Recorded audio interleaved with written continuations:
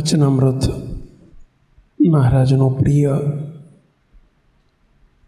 મહારાજની વાણી. મહારાજ કે મારી વાણી એ મારું સ્વરૂપ છે. વચનામૃત એ સ્વયં મહારાજનું સ્વરૂપ છે. આપણા બાપાનું અતિ પ્રિય જો કોઈ ગ્રંથ હોય તો વચનામૃત છે.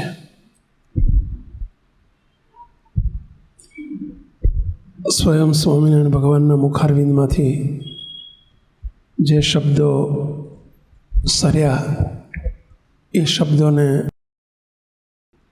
એ નંદ સંતોએ ઝીલ્યા, નોંધ્યા, લખ્યા અને આપણને એક યાવત ચંદ્ર દિવાકરો મહારાજની વાણીરૂપી સદાવ્રત આપણને બધા એને કાયમી કરી આવ્યો.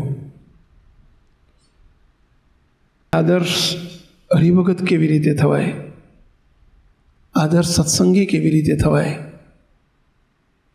એની વાત આપણે વચનામૃતના આધારે આપણે સમજીશું. તમે કહેશો કે આપણે તો આપણો સિલેબસ તો અનાદિમુક્ત થવાનો છે, તો હરિભગતથી પતાવવું છે. પરંતુ અવરભાવની મોટપ હરિભક્ત પછીની મોટપ સાધુની છે, સંતની છે, અને પરભાવની મોટપ ભક્ત પછીની મોટપ મુક્તની છે, અનાદિમુક્તની છે. પણ એ અનાદિમુક્તની મોટપ પામવી હોય કે પછી સંતની મોટપ પામવી હોય તો પણ આદર્શ હરિભક્ત થવું ફરજિયાત છે. જે 10મું ધોરણ પાસ કરે એ જ 11મામાં જઈ શકે, 12મામાં જઈ શકે, કોલેજમાં જઈ શકે. પરંતુ 10મું ધોરણ પાસ કરવું જેમ ફરજિયાત છે એમ દરેકે ભલે મુક્ત સ્થિતિને પામવું હોય તો પણ ભલે, અને આદર્શ સત્સંગી થવું હોય તો પણ ભલે, અરે આદર્શ સંત થવું હોય તો ભલે, તો પણ ભલે, એની પૂર્વ ભૂમિકા છે આદર્શ ભક્ત થવું, આદર્શ સત્સંગી થવું. આદર્શ સત્સંગી થયા વગર આગળના સ્ટેપ ઉપર ન જવાય. જેમ 10મું પાસ કર્યા વગર 11મામાં 12મામાં ન જવાય. એના માટેનું આ વચનામૃત છે કે આદર્શ હરિભક્ત કોને કહેવાય, આદર્શ સત્સંગી કોને કહેવાય. શ્રીજી મહારાજના વચનો અનુસાર આપણે વચનામૃતનું પાન કરીશું. સ્વામિનારાયણ હરે વચનામૃત છે ગઢડા મધ્ય પ્રકરણનું 61મું વચનામૃત. કયું વચનામૃત? ગઢડા મધ્ય પ્રકરણનું 61મું વચનામૃત. સ્વામિનારાયણ હરે સંવત 1881ના શ્રાવણવદી 7મને દિવસ સ્વામી શ્રી સહજાનજી મહારાજ શ્રી ગઢડા મધ્યે દાદા ખાચરના દરબારમાં આથમણેવા રોડાની ઉગમણી ઓસરીએ ઢોલિયા ઉપર બિરાજમાન હતા કે છે. આપણે શું કરવાનું? બોલવાનું. હતાના બદલે છે બોલવાનું. ના, બોલવાનું તો ખરું, પણ જોડે શું કરવાનું? મહારાજ અત્યારે આ સભામાં પ્રગટ અને પ્રત્યક્ષપણે બિરાજમાન છે, તો આપણે મહારાજની નેત્ર મીચી અને જેમ મૂર્તિનું વર્ણન આવતું જાય એમ પ્રગટ ભાવે પ્રત્યક્ષપણે મહારાજની મૂર્તિને નિહાળવાની, જેને કહેવાય સભા ધ્યાન. મહારાજ સંતો મુક્તોની સભા ભરીને બિરાજમાન છે અને મહારાજને આપણે નિહાળવાના. એ પ્રત્યક્ષ ભાવ ખડો કર્યો કહેવાય. આ શબ્દો બોલવા માટે નથી, અનુસરવા માટે છે.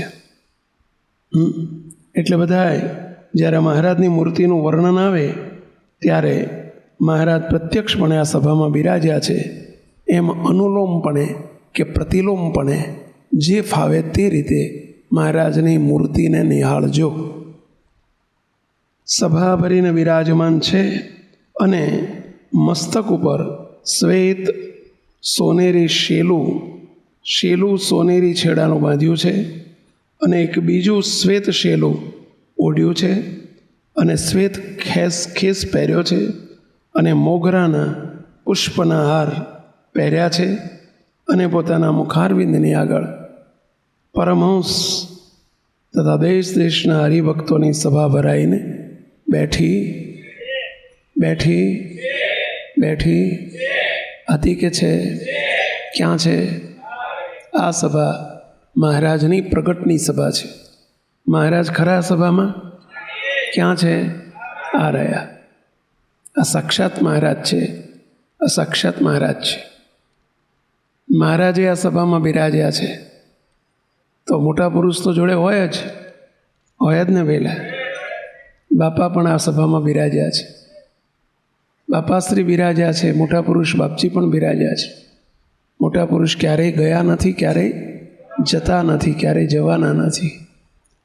તો બાપાને સૌપ્રથમ આપણે પ્રાર્થના કરી દઈશું. ઓ જીવન મારા ગુરુ બાપજી મારા, કદી અમોને નહીં ભૂલનારા. ખેંચી લીધા અમને જ્યાં ત્યાં ફરતા, જન્મો જન્મના ખોટ ખાતા ભરતા. હાથ ગ્રહી અમને સોંપ્યા હરીને, જીવ મટાડી મુક્ત અનાદિ કરીને. ગયા નથી આપ સદા ભેળા રહેજો, પ્રગટપણે રહી નિત્ય રક્ષા કરજો. હો જીવન અમારા ગુરુ બાપજી મારા, કદી અમોને નહીં ભૂલનારા.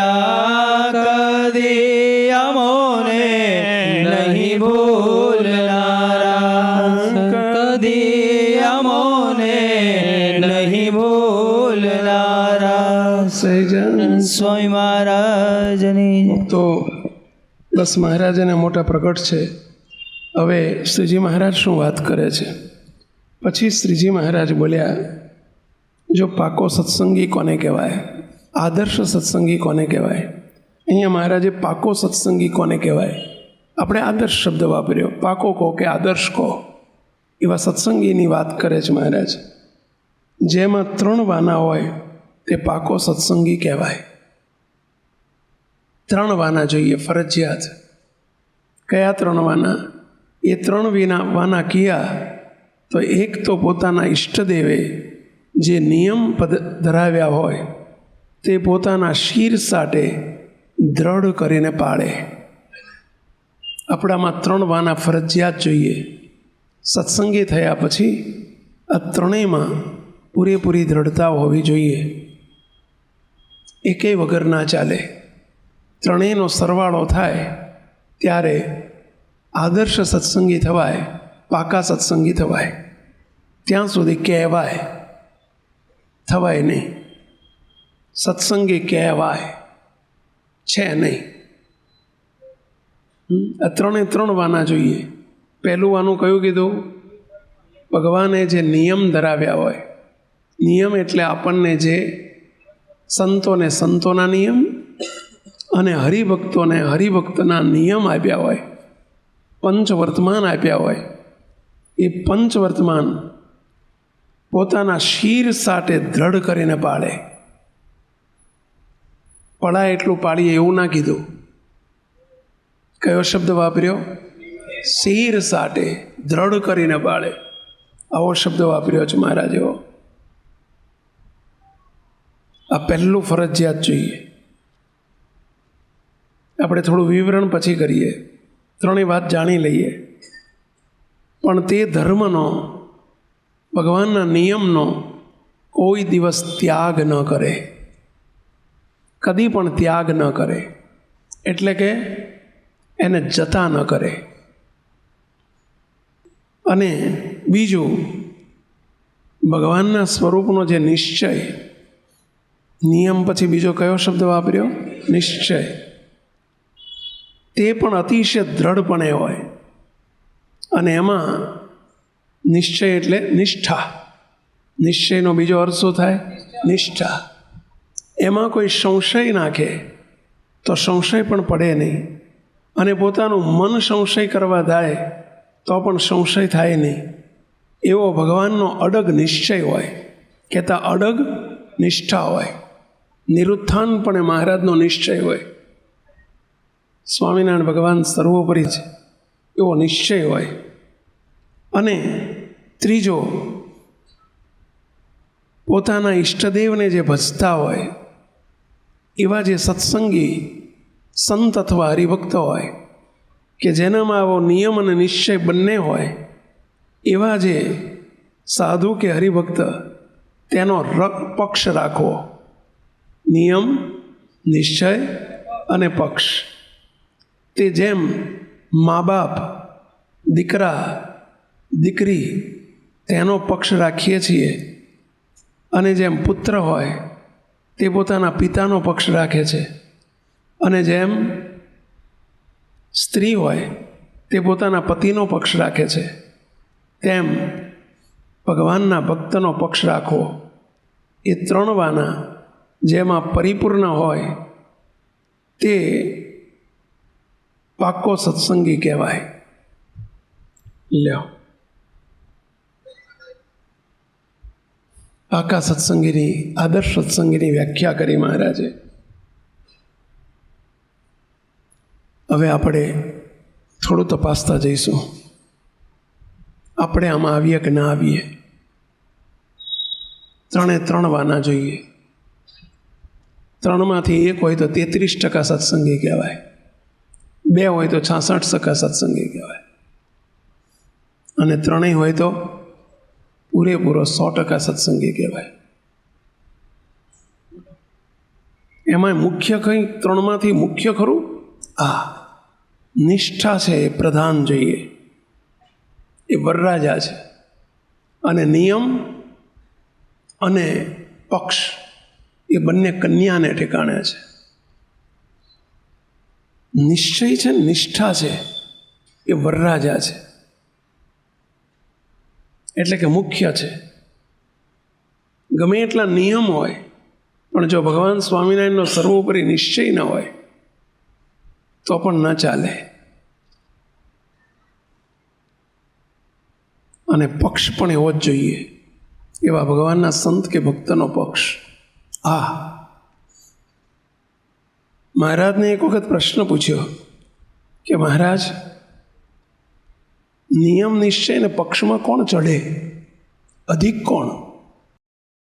મહારાજ કે નિષ્ઠા છે એ અધિક છે, પરંતુ ક્યારેક નિષ્ઠા અને નિયમે યુક્ત એવા સંત કે હરિભક્તનો પક્ષ સમયે જો લેવાઈ જાય, વફાદારીપૂર્વક એવા દિવ્ય સત્પુરુષનો પક્ષ રખાય તો એ નિયમ અને નિષ્ઠા કરતાં પણ ચડી જાય છે.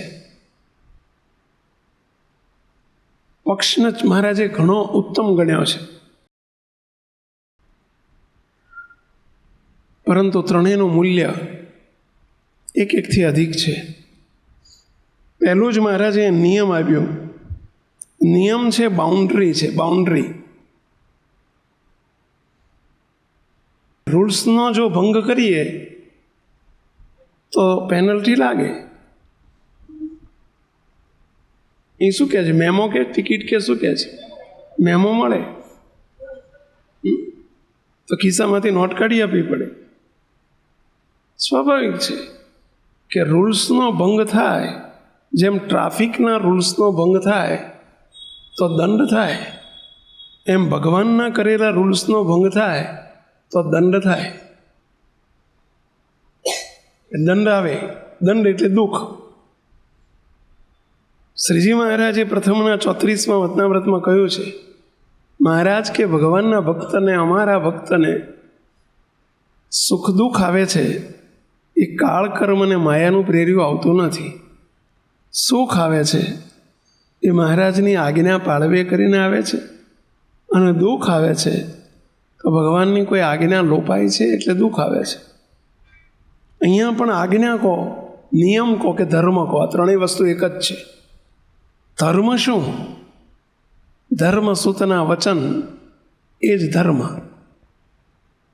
ધર્મ ધર્મ જન સહુ કહે, ધર્મમાં ઘણો મર્મ છે. પ્રગટ પ્રભુના વચન જાણો, એ જ પરમ ધર્મ છે. ભગવાનના વચન, એમની આજ્ઞા એ જ ધર્મ. ધર્મ શું છે? આ જ ધર્મ. ધર્મસૂતના વચન એ જ ધર્મ. ધર્મસૂત એટલે કોણ? મહારાજ. અને એમની આજ્ઞા જે થઈ હોય, અને એ આજ્ઞામાં જેટલું વર્તાય એટલું સુખ, આજ્ઞા લોપાય એટલું દુઃખ. મુક્તો કોઈ દિવસ ભગવાનને સંતની આજ્ઞા લોપવી નહીં. જો સદા સુખી રહેવું હોય તો કદી આજ્ઞા નહીં લોપવી.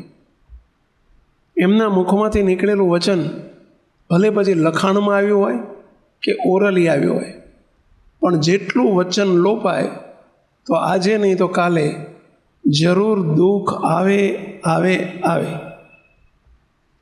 શ્રીજી મહારાજ સાળંગપુર પધારેલા. સાળંગપુર, અને સાળંગપુરની અંદર મહારાજનો ઉતારો જીવા ખાચરના દરબારમાં હતો. મહારાજ મેડી ઉપર સૂતા હતા.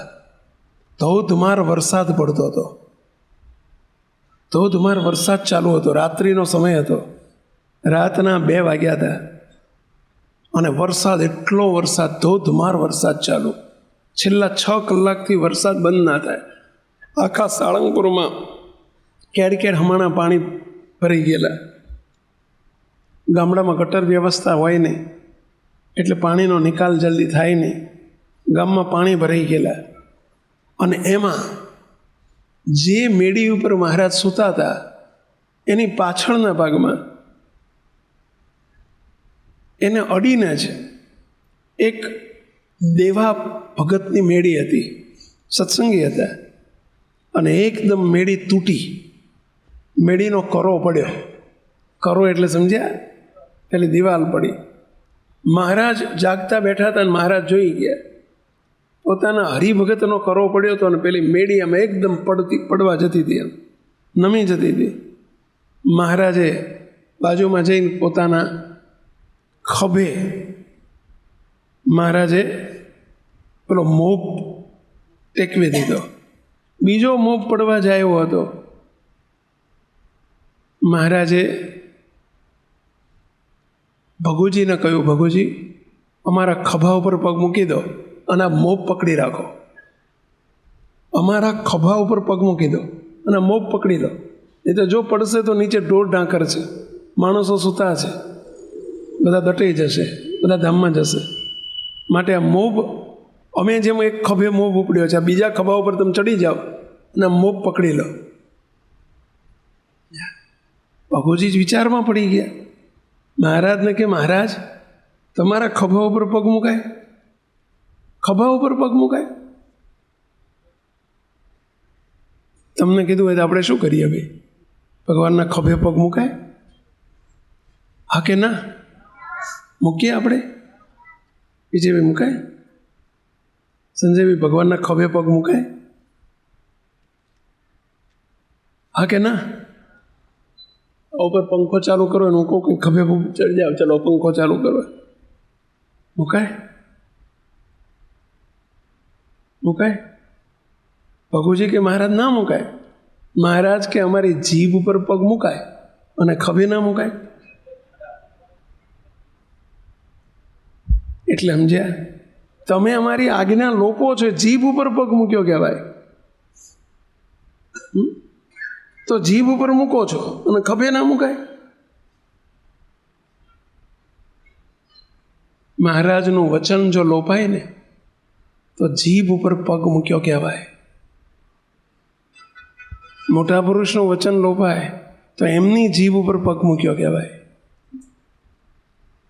અને જીભ ઉપર પગ મૂકીને જેટલું પાપ લાગે એટલું ભગવાનને સંતનું વચન લોપવાથી, એમની આજ્ઞા લોપવાથી એટલું જ પાપ લાગે છે. અહીંયા મહારાજ એટલે કહે છે કે ભગવાને કહેલા જે નિયમ હોય, મહારાજની જે આજ્ઞા હોય, એને સરાધાર પાર પાડતા શીખવું. મહારાજને એક દિવસ કોઈએ પૂછ્યું કે મહારાજ તમારા સગા કોણ, તમારા હગા કોણ? મહારાજ કે અમારે કોઈ હગો જ નથી. મહારાજ હગો ના હોય એવું બનતું હશે? તમારા સગા તો કોઈ હોય કે નહીં? ત્યારે શ્રીજી મહારાજ ધર્મકુળને કે અયોધ્યા પ્રસાદજી મરઘુરજી મહારાજ કે ધર્મપિતા ભક્તિ માતા રામ પ્રતાપભાઈ ઈચ્છારામભાઈને ન બતાવ્યા. મહારાજ કોને બતાવે છે? ભક્ત ચિંતામણીમાં લખ્યું છે નિષ્કુળાન સ્વામીઓ, સગો અમારે નહીં કોઈ કાળે, સગો ગણું જે શુભ ધર્મ પાળે. કોને હગો કીધો? સગો અમારે નહીં કોઈ કાળે, સગો ઘણું જે શુભ ધર્મ પાળે. અમારી આજ્ઞામાં રહે એ અમારો હગો, જે અમારી આજ્ઞામાં વર્તે એ જ અમારો સગો. ભલે પછી અહીં હોય તોય ભલે, નહીં હોય તોય ભલે. બોલો, ભગવાનના નિયમમાં જે વર્તે એ જ એમના હગા. એનો અર્થ કે જે નિયમ લોપે, ભગવાનને સંતે મહારાજને મોટા પુરુષે આપેલા નિયમનો લોપ કરે, એમને અને મહારાજને કોઈ લેવા દેવા નથી, એ હગો નથી. કહો, હવે આપણે મહારાજના હગા થવું છે? હા કે ના? ભગવાનના સગા થવું છે પહેલાં? તો શું કરવું પડશે? મહારાજને આપેલા નિયમો પાળવા જ પડે, તો ભગવાનના સગા થવાય ભાઈ. હવે મહારાજે 5 વર્તમાન રૂપી નિયમ આપ્યા. સંતોને નિષ્કામ, નિર્લોભ, નિર્માન, નિર્સ્વાદ અને નિર્સ્નેહ, આ સંતોને 5 વર્તમાન આપ્યા. તમને હરિભક્તોને પણ મહારાજે દારૂ, માટી, ચોરી, અવેરી, વટલવો નહીં, વટલાવો નહીં, આ 5 નિયમ આપ્યા છે. મહારાજ એમ બોલ્યા છે કે નિયમ પાળવા. કેવી રીતે પાળવા? શીર સાટે પાળવા. શીર સાટે એટલે શું? શીર સાટે પાળવા એટલે કોને શીર સાટે પાડ્યા કહેવાય? હે, શીર સાટે પાડ્યા કોને કહેવાય? માથું જાય તો ભલે જાય, પરંતુ નિયમમાં લોપ ન થાય, એને શીર સાટે પાડ્યા કહેવાય.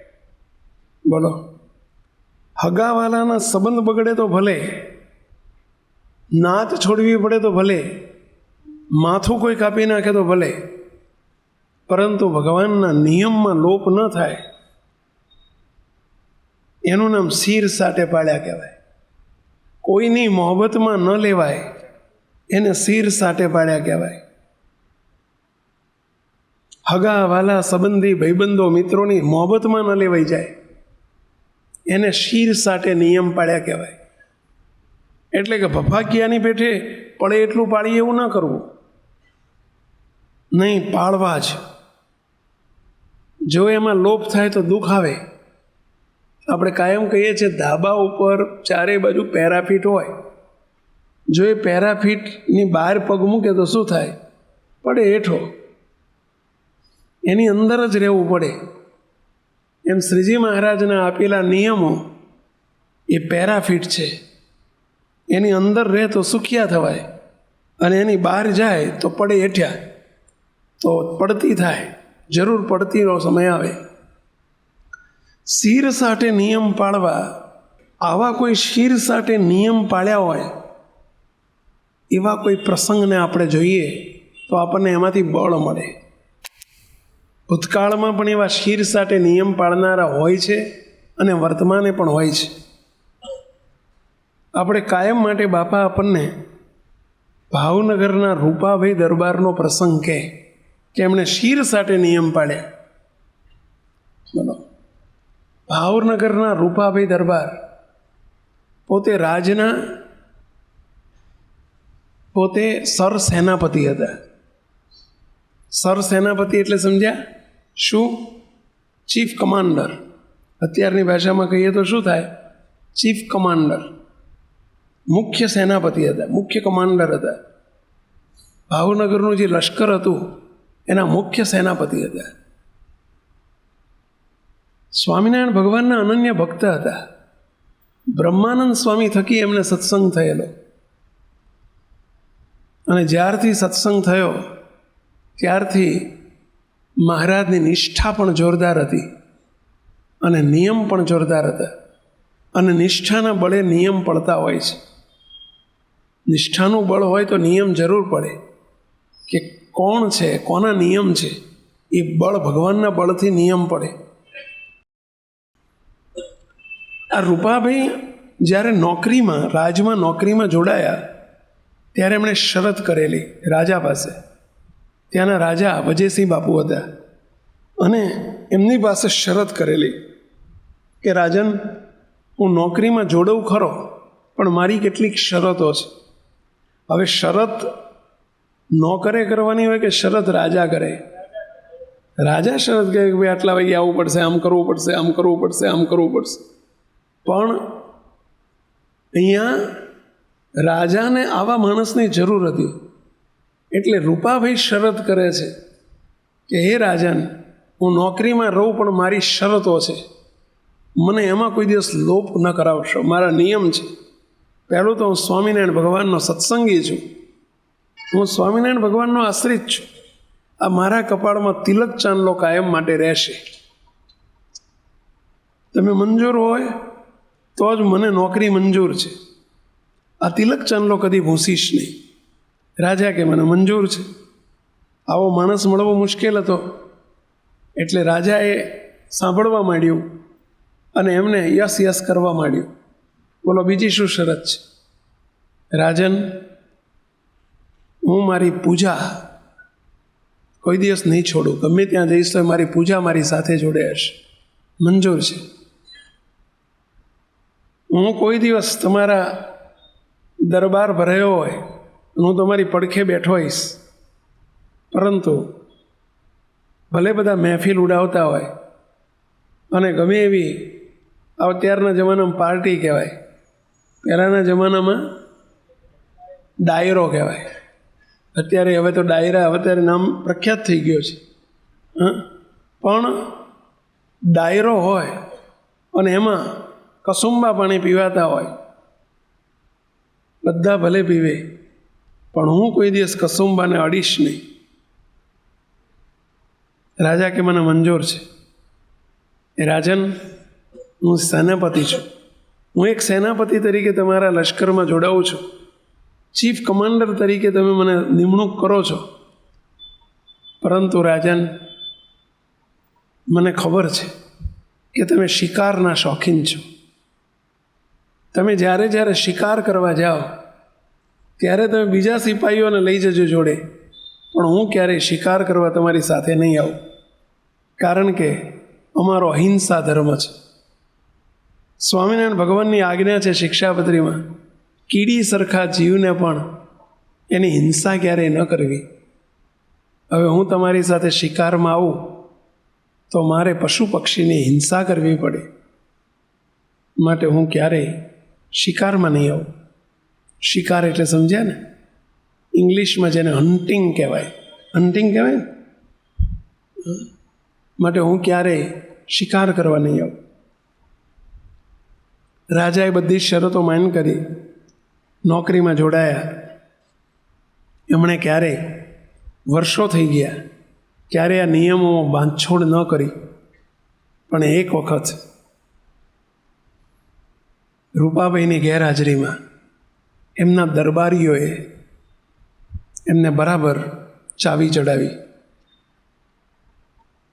અને કહ્યું, રાજન, ભલે સ્વામિનારાયણના સત્સંગી છે, પરંતુ કાયમ ન આવે, બરાબર છે.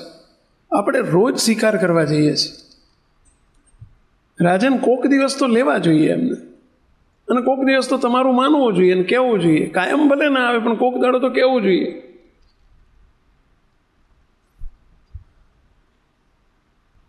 આ તો રાજાએ માની લીધું.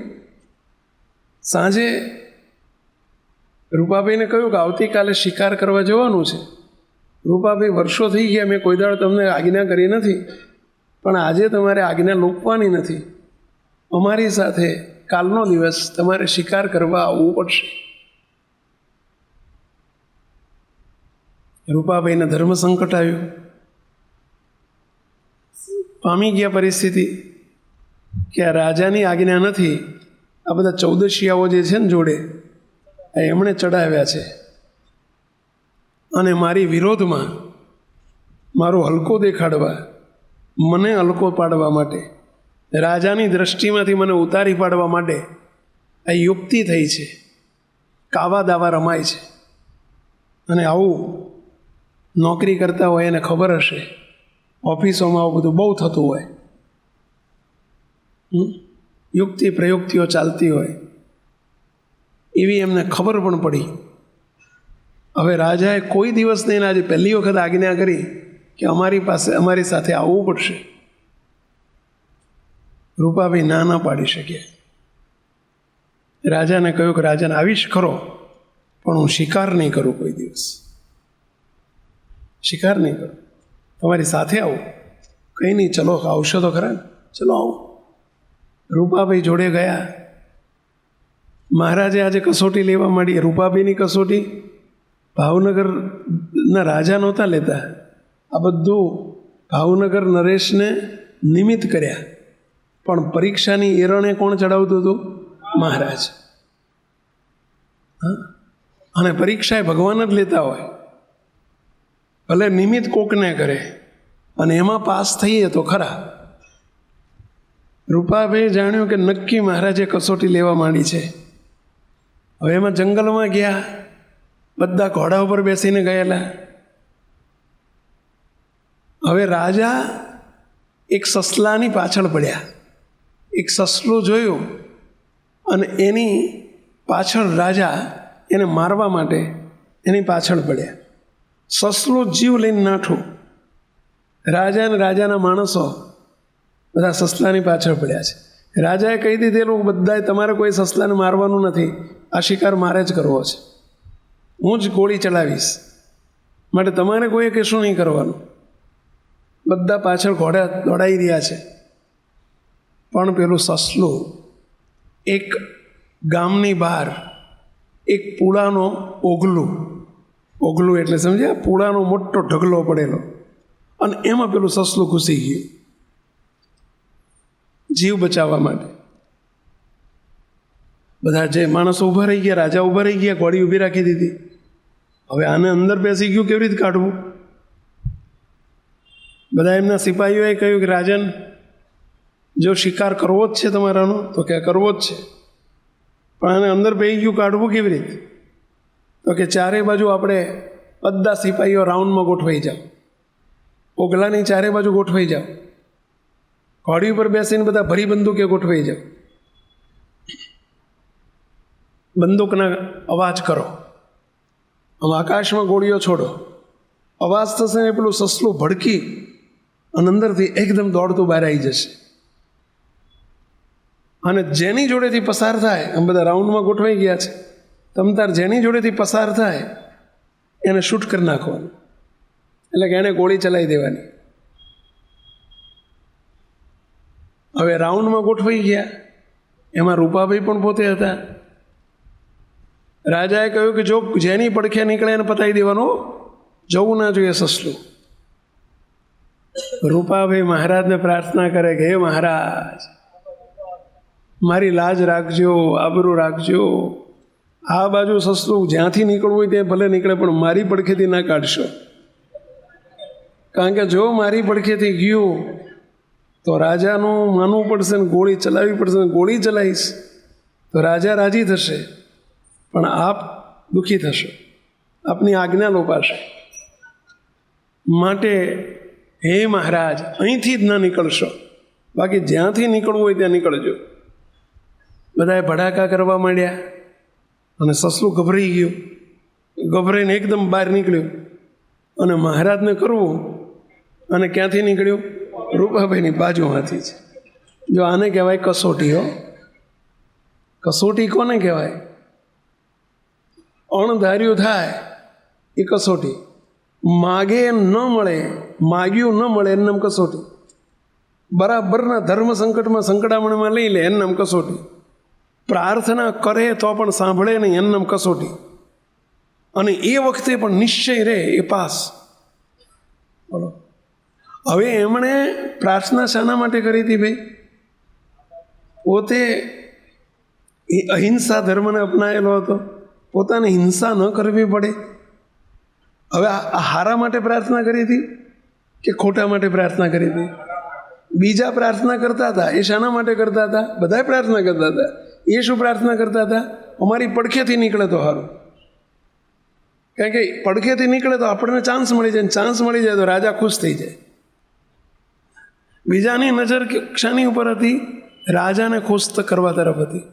રૂપાભાઈની નજર શાની તરફ હતી? ભગવાનને ખુશ કરવા તરફ હતી. જો આનું નામ ભક્ત કહેવાયો.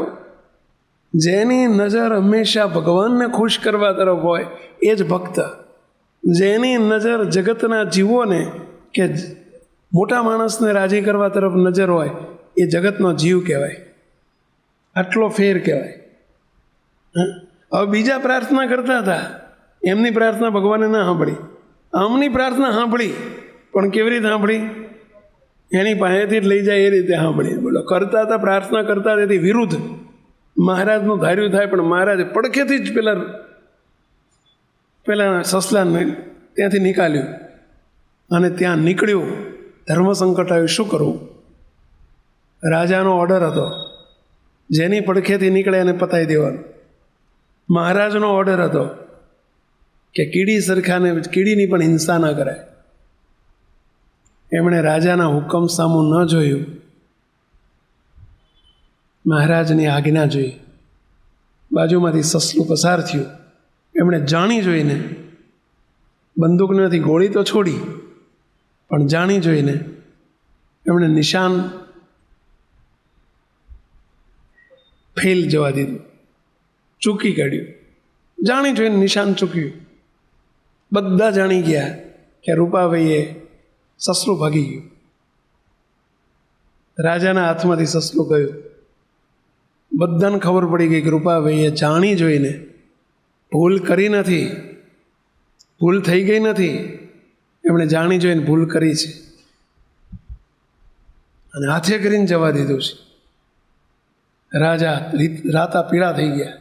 હમણાં દરબારીઓ કે જોયું રાજન, જોયું તમારી આજ્ઞા પાળી નહીં, જોયું? બરાબરની ચાવી ચડાઈ.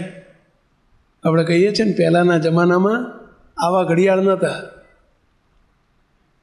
લોલકવાળા ઘડિયાળ હતા. ખબર છે? પેલા ચાવી ચડાવવાવાળા ઘડિયાળ. ચાવી ભરવી પડે. તમે બધા ઘણા ભરેલી હશે નાનપણમાં. બસ આમ ચાવી આવતી. ઘણી વખત એક ચાવીવાળા આવતા ને કેટલી વખત બે ચાવીવાળા ઘડિયાળ આવતા હોય. બે બાજુ ચાવી હોય, બે હોલ હોય ને બેમાં ચાવી ભરવી ને આમ ઘડિયાળમાં અંદર કમાન હોય. કમાન ખબર છે? પેલી અંદર પેલી પટ્ટી હોય, કમાન હોય. જો વધુ પડતી ચાવી ભરી જાય તો શું થાય? કમાન છટકી જાય. અને કમાન છટકી જાય એટલે ઘડિયાળ બંધ પડી જાય. માપની ચાવી ભરે ને તો વાંધો ના આવે, પણ જો વધારે ભરી જાય તો આવું થાય. અને રાજાને વધારે પડતી ચાવી ભરી દીધી. કોણે? ઓલા બધા દરબારીઓએ, એટલે કે જે એમના હજુરી હતા ને એ બધાએ, એમણે ચાવી ભરી દીધી. રાજા ખીજાણા. રાજાએ ગુસ્સે થઈને રૂપાભાઈને ઇનામ આપ્યું. શું ઇનામ આપ્યું? ઇનામની દંડ કર્યો. તમારા જેવા અમારી આજ્ઞા નહીં પાળનારા માણસની મારે કોઈ જરૂર નથી. Get out. મારી નોકરીમાંથી તમને કાઢી મૂકવામાં આવે છે. રૂપાભાઈને ઘેર બેસાડી દીધા, નોકરીમાંથી કાઢી મૂક્યા. વર્ષોના 20 વર્ષના જૂના વફાદાર વ્યક્તિને રાજાએ નોકરીમાંથી ગેટ આઉટ કરી નાખ્યા. દુઃખ આવ્યું કે સુખ આવ્યું? તમને બધાને પૂછ્યું છે, દુઃખ આવ્યું કે સુખ આવ્યું? બોલ્યા નહીં બધાએ?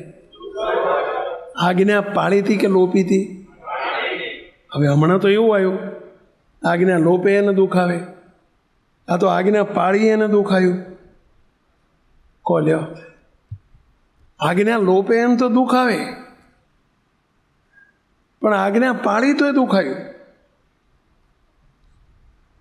હવે ભગવાનમાં આ વખતે જ્યારે શ્રદ્ધા રહે ને, આનું નામ પાકો હરિભગત કહેવાય. બોલો, નહીંતર આ કસોટી શું કે આજ્ઞા લોપે ને દુઃખ આવે તો સમજ્યા, પણ મહારાજની આજ્ઞા અણિશુદ્ધ પાડી અને નોકરીમાંથી છૂટા કરી નાખ્યા. બોલો, મહારાજ આપણને આ સમજાવવા માગે છો. પાકો સત્સંગી કોને કહેવાય? કે ગમે તેવો સમય આવે તો પણ કોઈ દિવસ ભગવાનની આજ્ઞા ના લોપશો. દુઃખ આવે, શીર સાટે કોને કહેવાય? આ શીર સાટે કહેવાય. શીર સાટે નિયમને પાળે. બોલો, આજ્ઞા પાળવામાં ગમે એટલું દુઃખ આવે, ગમે એટલા તિરસ્કાર થાય, ગમે એટલી નફરત મળે, પણ છતાંય ભગવાનની આજ્ઞા ના લોપવી, એ આનું નામ કહેવાય. આ શીર સાટે નિયમ પાળ્યા કહેવાય. નોકરીમાંથી છૂટા કરી નાખ્યા, ગેટ આઉટ કરી નાખ્યા, ઘેર બેસી ગયા. રૂપાભાઈને આજીવિકાનું સાધન કોઈ નહોતું. જીવનમાં પ્રમાણિકતાથી જીવ્યા હતા. પોસ્ટ બહુ મોટી હતી, તારે એટલા રૂપિયા ભેગા કરી શકત, પરંતુ કોઈ દિવસ અનીતિનો, કોઈ દિવસ એક પૈસો ખિસ્સામાં મૂક્યો નહોતો. પગાર ઉપર ઘર ચાલતું હતું અને નોકરી બંધ થઈ ગઈ. ઘરમાં 8 માણસનું કુટુંબ હતું. બોલો, ભલાને વિચાર આવી જાય કે લાય માફી માગી લઉં, કે રાજન હવે કોઈ દાડ ભૂલ નહીં કરું, તમે તાર રોજ શિકારમાં આવીશ મેશ. આપણે ભભાજકિયા હોય તો આવું કરીએ. પણ નિયમની દ્રઢતા કોને કહેવાય? રૂપાભાઈએ જાણ્યું કે ધાર્યું બધું શ્રી હરિનું જ થાય, આ બધું મહારાજનું ધાર્યું થાય છે. મહારાજ મારી કસોટી લઈ રહ્યા છે. પણ મહારાજની કસોટીમાં મારે નાપાસ થવું નથી. એમણે વિચાર કર્યો કે આ રોજ હું સવારના 8 વાગ્યાનો જતો હતો, રાતે 8 વાગે આવું. ભગવાન ભજવાનો સમય નહોતો મળતો. મહારાજે મને સમય આપી દીધો ભગવાન ભજવાનો. આવો હવળો વિચાર આવા વખતે આવવો ને બહુ કઠણ છે. બોલો, ઘેર બેસીને ભગવાનની સ્તુતિ, પ્રાર્થના, ભજન કર્યા કરે કે ભગવાને ખરો સમય આપ્યો. હવે 1-2 મહિના થયા. રાજાને ત્યાં એક મોટો પ્રશ્ન આવ્યો. રાજાને ઘેર એક અવસર આવતો હતો. પોતાની દીકરીના લગ્ન આવતા હતા. એકની એક દીકરી હતી, એના લગ્ન આવતા હતા નજીકના સમયમાં. અને દીકરી માટે, આ તો રાજાની દીકરી, કરિયાવર બહુ મોટો કરવાનો હતો. રાજાએ વિચાર્યું કે મારે મારી આખી દીકરીને મારે સાચા હીરાથી મઢીને મોકલવી છે. શું વિચાર કર્યો? મારી દીકરીને સાચા હીરાથી મઢીને મારે સાસરે મોકલવી છે.